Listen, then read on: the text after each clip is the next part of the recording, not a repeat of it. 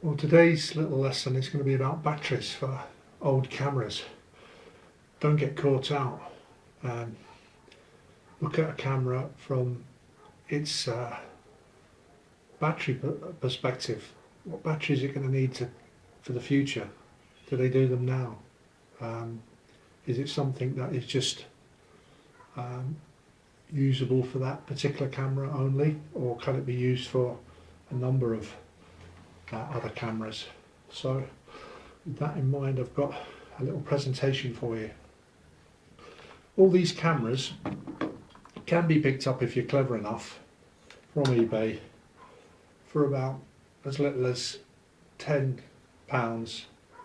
sterling a piece. £15 and sometimes £60, £75 for this particular one here. They're all good qualities cameras dating from 2001 to 2004, and they all have a range of different batteries that can be used, and some of the cameras actually have multi-choice batteries, which you're probably not aware of, but if I show you then you'll understand. Talking with the Nikon first of all, this little chap here, 2002, 2001, 2002, 5 megapixels, which is really decent. I mean, it's a fantastic size. I went through a whole year abroad taking pictures with a 1.3 megapixel camera, and it was fantastic. I mean, for the computer, no problem. If you want to print them, yeah, go and get something bigger. And this is just big enough, 5 megapixels. Anything more than that, overkill. But the battery side of it, you'll note here that you have the battery hatch here, and a normal battery for this would be either a smaller proprietary battery. What does that mean? That means one that comes issued and made by the camera manufacturer, just purely for the battery that this camera takes. Or you can get, in this case, something from the chemist shop, or from more likely eBay now. You'd type in batteries and the type of battery here, 2CR5, and you'd come up and you'd probably be able to buy 10 in a box for something like a £5, and that goes in like that.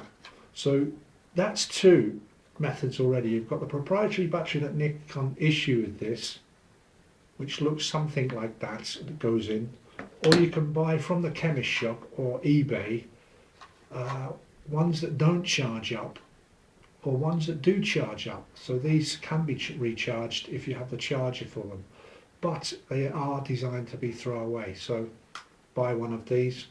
It's probably going to cost you £5 for 10 if you do it the wise way through eBay, and bin it when you've deleted the power from it. What you have with this camera, again it's from 2001, is a little hatch here that opens, and you can take that off and you see 5 gold pins I'm talking about here. And what that does, that allows you to use something like this, which is a battery grip. And this battery grip will go into there. I've got one on order, and it should be coming very, very soon, within the next week, 10 days, again from eBay. And what that does is it allows you to use AA batteries. So you put 6 AA batteries in this, put it onto this little Nikon, and not only does it give you a different type of battery you can use, but it'll give you 2 extra buttons. The shutter button on top and the zoom button, which goes left and right here, are both duplicated on the grip, so that when you're taking pictures in this position now, which is we call portrait, i.e. Um, a bride has just stepped out of the car she's being carried to church, and you want to take a picture this way of from a upper body upwards to the end of the veil sort of thing. That will have a shutter button and a thing for doing the zoom, left and right, in and out. And so don't just think of battery grips as something to give you more power, think of them as flexibility, and also gives you a little bit more purchase on the camera, especially if it's a tiny little camera like this one. This is for a different model and it's a lot bigger, this battery grip. This one that fits in here is scaled to the same proportion, so at the conclusion after fitting you will have a third more camera, and rather than reach round to get the shutter, you've got the shutter on the battery. So batteries, very, very important to know what you've got. So to recap on this Nikon, which is a model E5000 Coolpix, it's 5 megapixels. It takes its own proprietary battery when it's just used in this form without the battery grip, but whilst in this form without the battery grip, it can also take the 2CR5 battery, which is this strange thing here that you often get in chemist shops. Boots the chemists used to do them, but you definitely will get on eBay 10 sticks, 10 pieces for normally for a £5 to £7, and postage thrown in free if you're going to Hong Kong, etc., and places like that. So there you go. Now with this camera, which is the Olympus, came out 6 months later, and it's got a lot of good things on it, and it's got a lot of bad things on it. Compared to the swivel out screen here, this one is movable, so you can, but it doesn't turn in and protect itself like the other one does. So if you want to protect the glass, especially if you're going to put it in luggage and into the hold of an aircraft or something, then you want to shut it on itself. So you can have it in the open position, or you can shut it so that the glass is inside. Less chance of it getting broken or dirty for that matter. But with this, they didn't have that, so they chose to just do the movable up and down, so you can look and take shots if it's on a tripod without having to get your eye behind, or you can hold it above you if you're in a crowd like I was the other day and look roughly at the screen because it's tilted at an angle, but it doesn't fold in and protect itself. This particular lens on this Olympus, which is a C5050, so C5050, again from 2002, is quite an amazing 3x zoom. It's very wide angled, and it's about 25 to 28 millimeters wide. That's really wide. That could, everyone that you have sat at a table around you, you'd probably be able to pick off with this.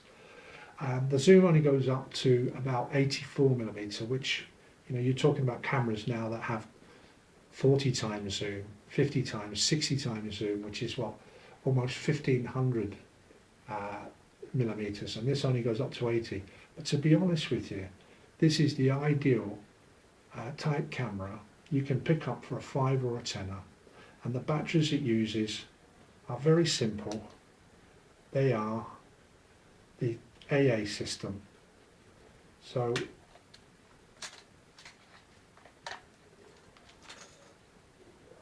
four times in this case. Sometimes Sony use these AAs and they'll use 2 only, but think of using 4 as slightly better because it's going to give you more power for a longer length of time.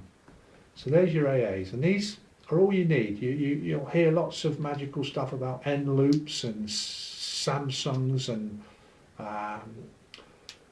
Sanyo and all that. At the end of the day, if you can get a Duracell rechargeable, and it's round about 1800 or upwards, over 2300 milliamperes.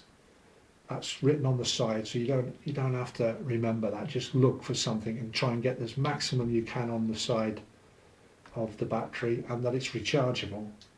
And then you have a battery that's going to last you for a long time. And with these, they get stronger every time you reuse them, discharge them, reuse them, discharge them, reuse them.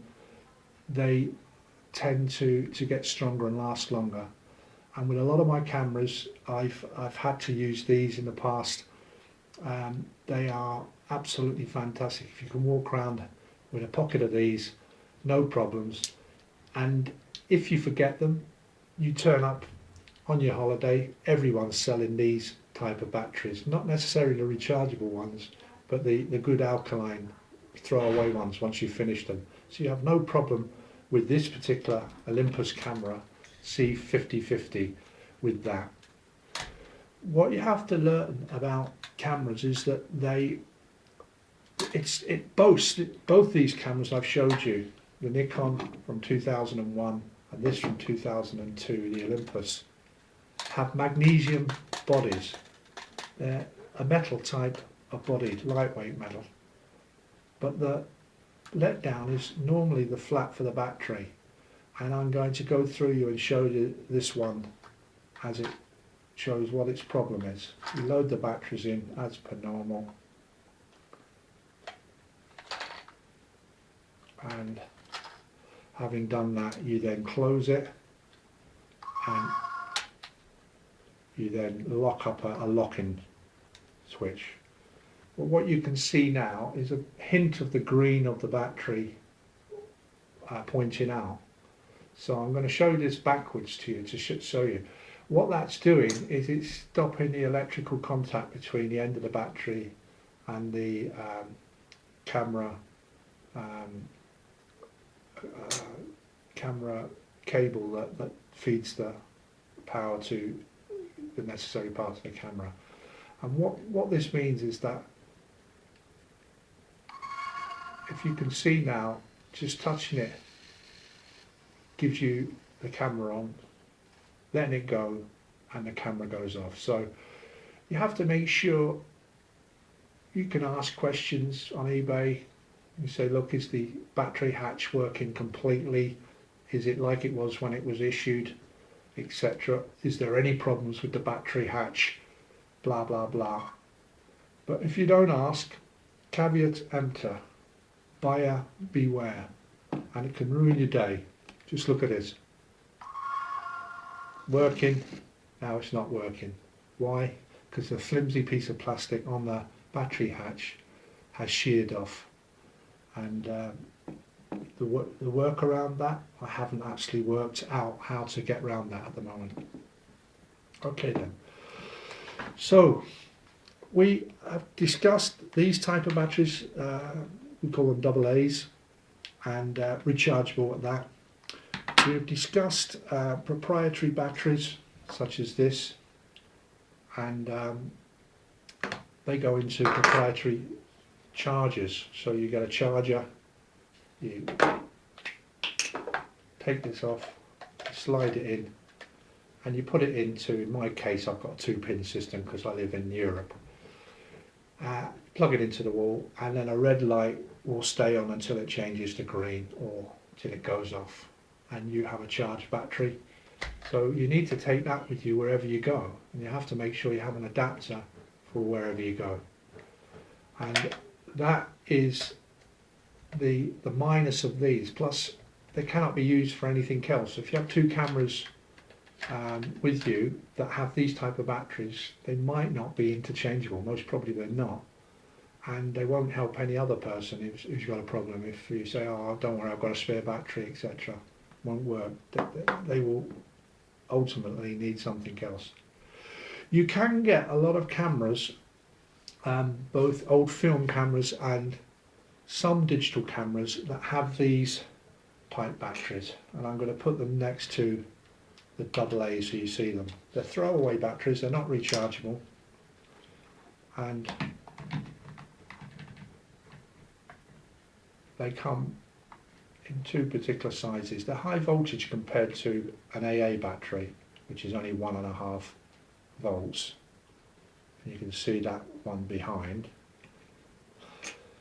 So this you can get anywhere in the world, from lots of places, local corner shops through to multiplex locations, etc.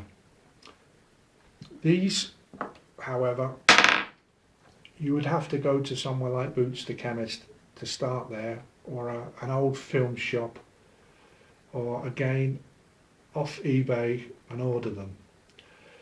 I would say to you, generally, and I have lots of experience with cameras ever since I was about 8 years of age, my most disappointing cameras have always had these type of batteries, and so as a result of that I'm going to read out what they're actually called. Now, it's not because they're made by Panasonic or made by Samsung or Hitachi or Hyundai or anything like that. It's nothing to do with it. It's just to do with the size they are, the cost they are, the difficulty to get hold of them as replacements, and the fact is that, quite honestly, if you leave the switch on these, you've lost them in one afternoon, and there's no way on God's earth can you recharge these safely. So you have a big problem. So I've tended to leave cameras that have these where they should be, which is on eBay for someone else to buy, and move on to other cameras, which is not to say that if you've already got one you shouldn't use it. I'm saying if you've already got one, then go on eBay and you can pick up maybe 20 or 30 of these batteries in a box for the price of 2 that they'll charge you on the high street, because they are scandalously high when you go through Tesco's and Sainsbury's looking at these to buy individually or as a 2-pack. So these are called CR123As, the bigger version, and the small one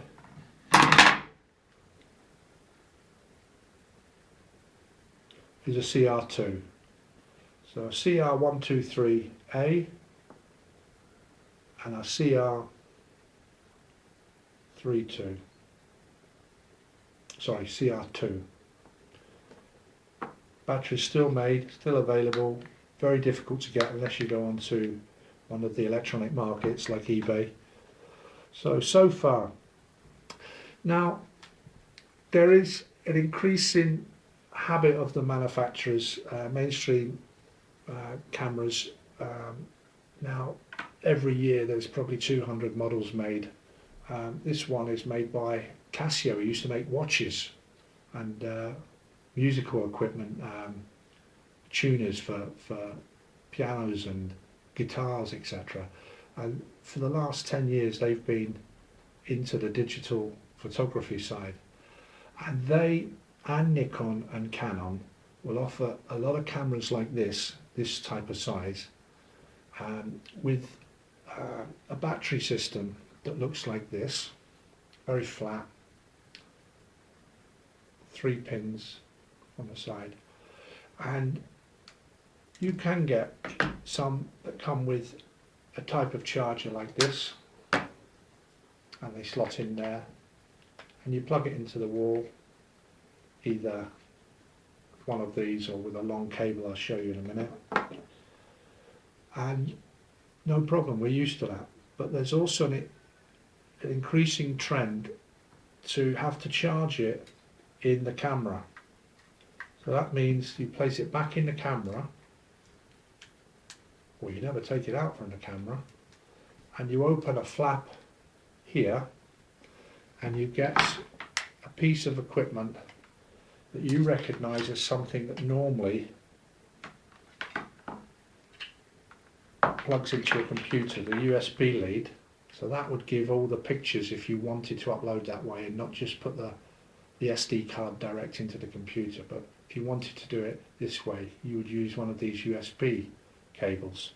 Well, this also doubles up as the charging cable, and how you do it is you plug it in here, you plug it into this square box they issue you, which has one side has the electricity AC outlet and the other has the USB outlet, and you plug that into there. You then get your wall socket cable and you plug that in now, and then obviously plug that in.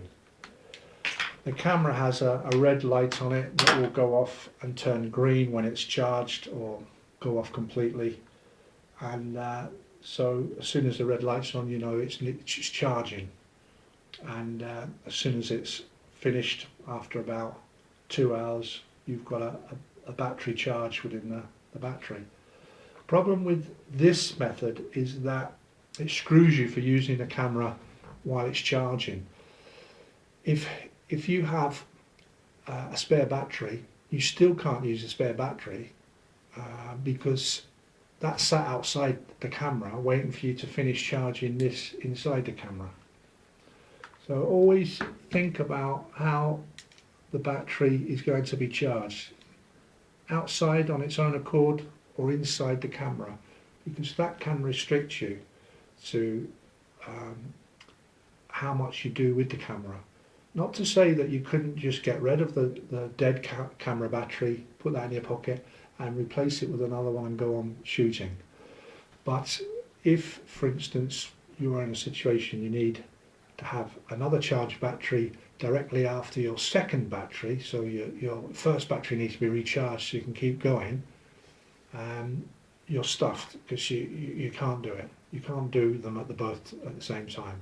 There are ways around it, but it's costing you money because you have to buy another charger, which when you look at chargers on eBay, that's a different thing. They will be charging you at least £8 to £25 for different versions of chargers. So just remember that.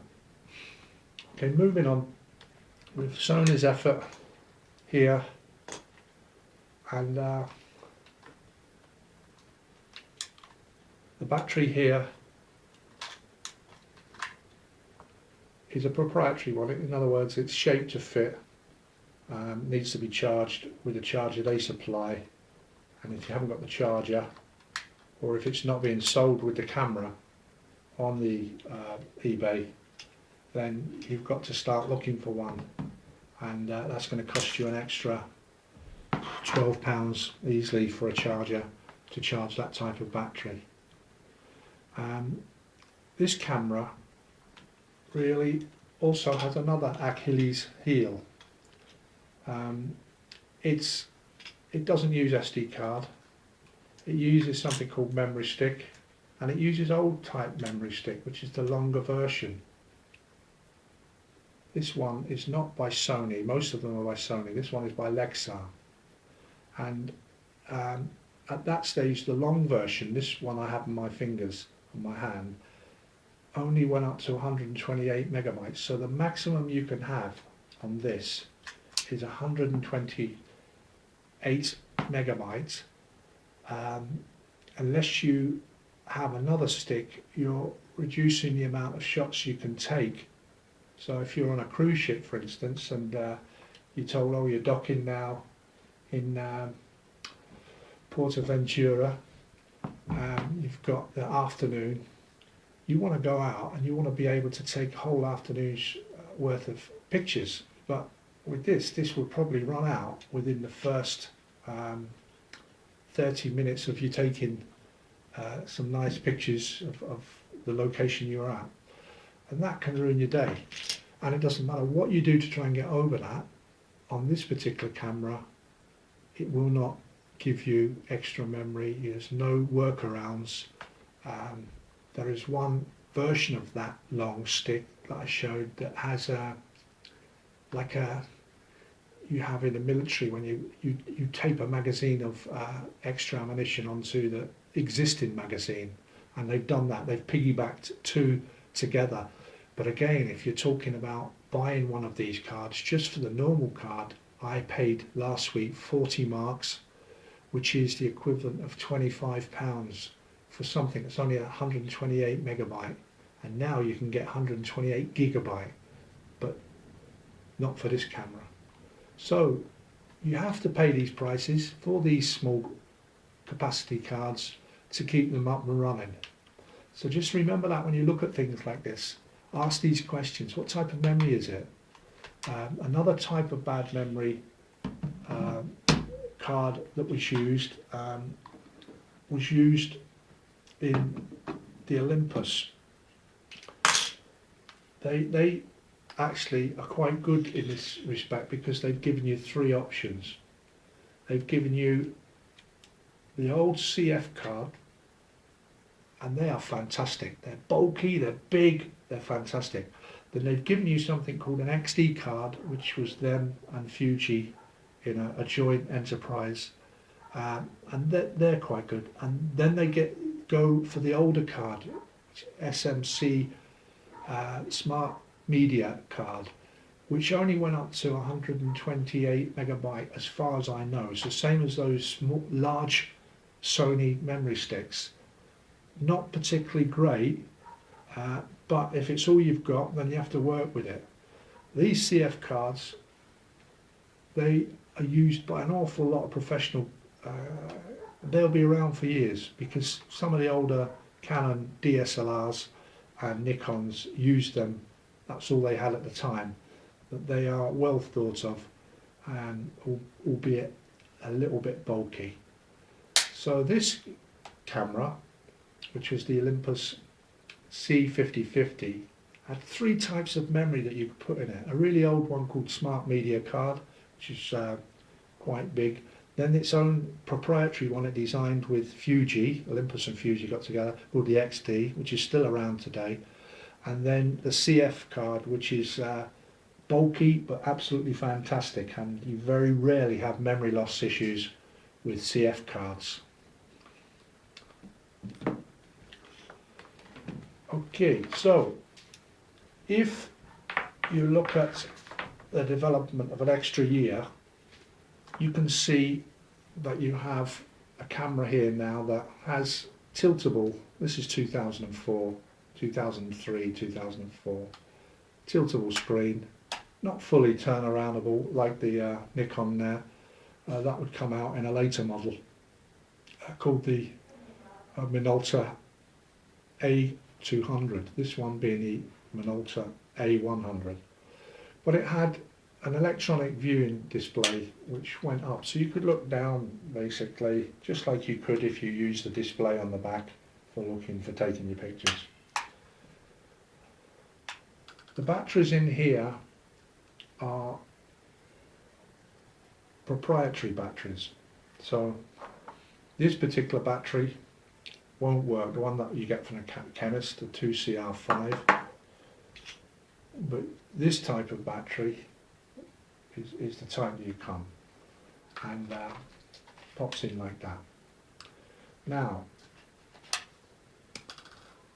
that will last you generally for 350 shots if you're not using too much moving autofocus and all the rest of the things that can drain. Constantly checking your pictures on the back display to see how they were, that will all drain energy. So you come up with devices like these battery grips, and this is a basic battery grip for the A1, and it has a shutter control on it down here, but it doesn't have any tilt or anything because this is manually moved lens. It's not electronic moved lens. For focusing, you do it yourself. But what you do is you just make the two together like that, and with the screw on the back you screw it up, and then like you are taking the portrait picture, so this picture behind me is a portrait size, it's not landscape, it's portrait, then you would hold the camera this way and you have the button here to help you, rather than go all the way around with your right hand over to your left side to find the button. You've got it here straight away.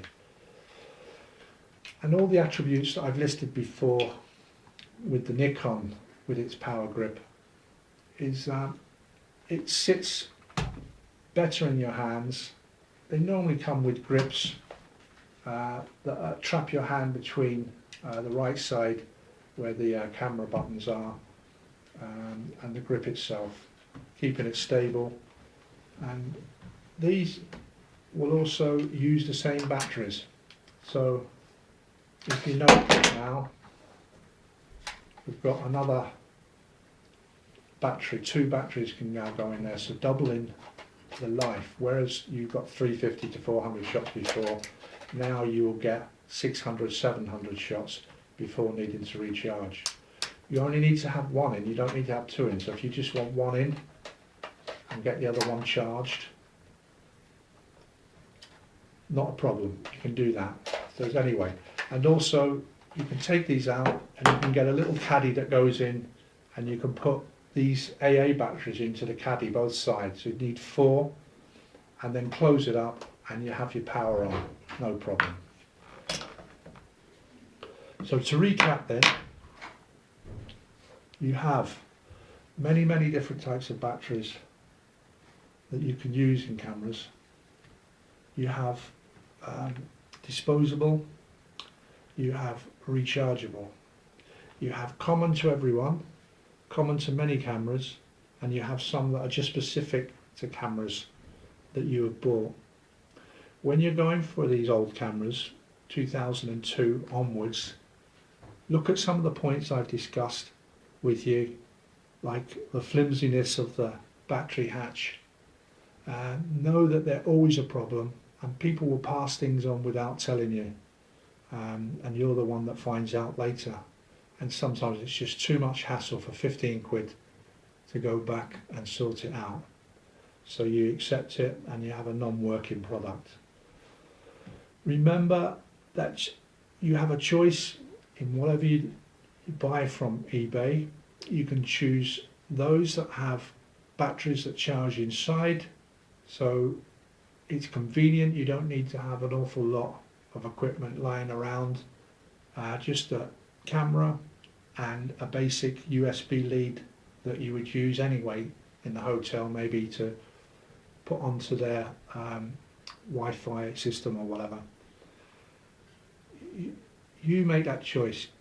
Is it something you need? Lots and lots of chargers in your holiday equipment for different cameras, or would you rather just have the one charger and that's it? You've got a lot to think about, but batteries can seriously ruin your day.